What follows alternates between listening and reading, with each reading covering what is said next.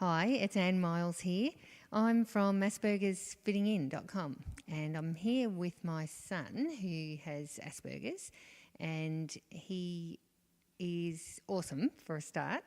And here we are, and I have an interview with him, and he's going to talk a bit about his experiences and how it's been for him over the last few years. And I hope that it's there just to give a bit of an idea to other families what it's like, the journey's been like for him, and also from Jay's perspective, you know, how it's been where he is now. So, hi Jay. Hello, I'm Jay, as my mother has been saying.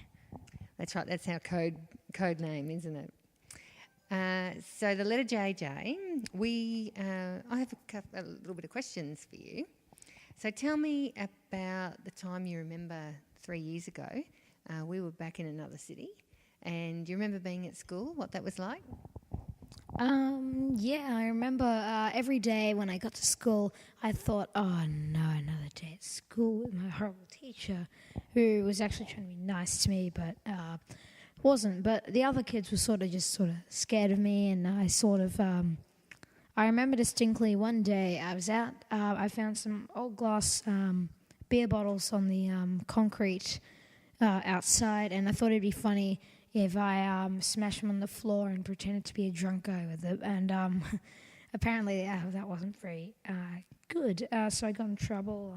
So basically, yeah, a lot of people were kind of scared of me a bit, and I used to think it was kind of amusing jumping on the tables and things like that. So, yeah.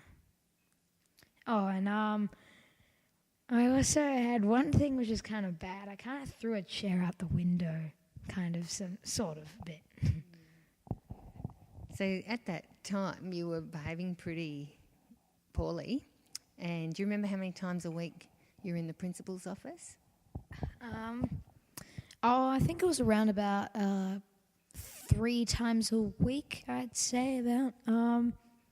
In some cases more, but that was usually about the average amount.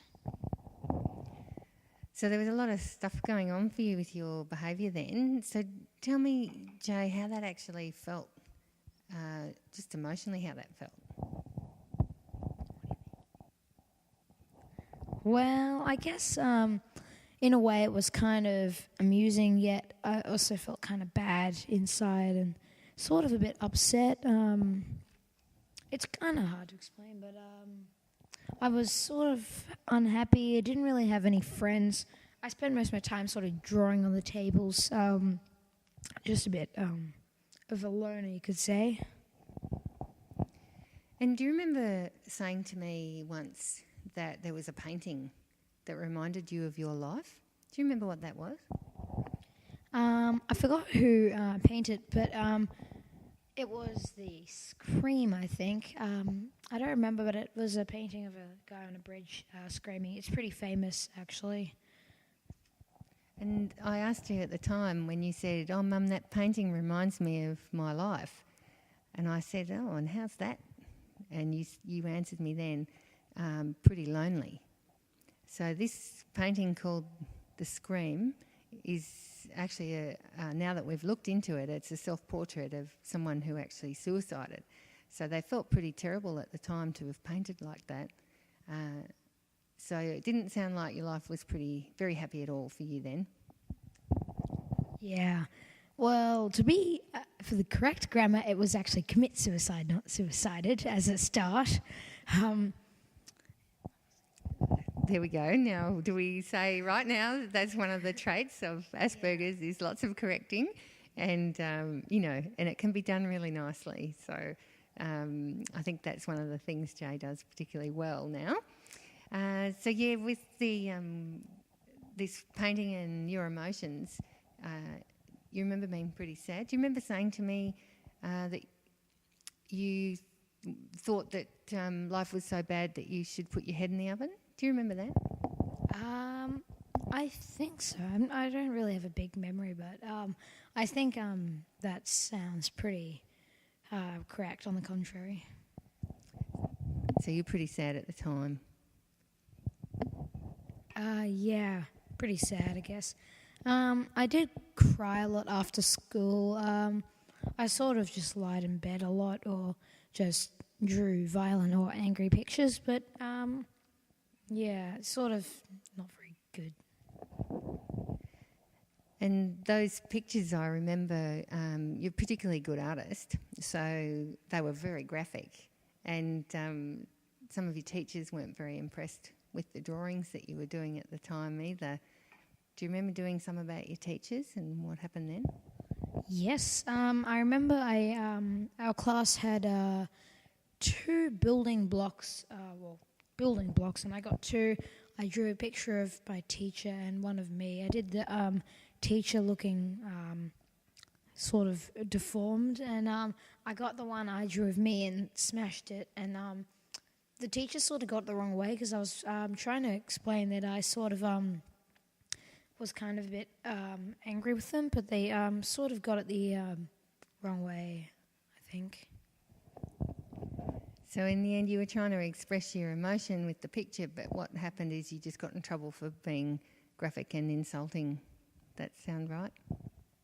Yeah, that's pretty much correct, yeah. So tell me how things are now. How does your life compare now? Well, think of it as basically a homeless person goes from being homeless and grumpy to being a billionaire and really nice. That's pretty much how I could think of my life being.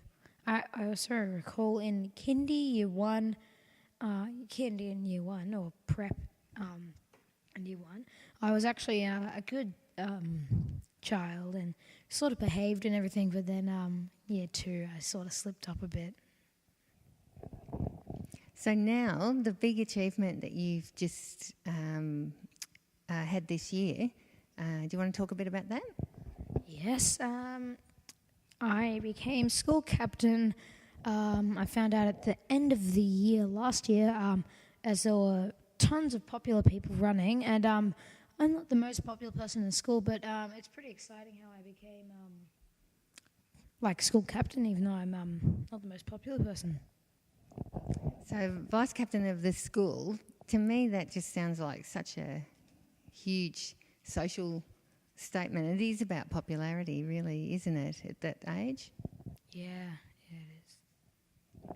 So fantastic achievement. So tell me, you obviously have a really happy life now. What kinds of things make up your day that make it happy?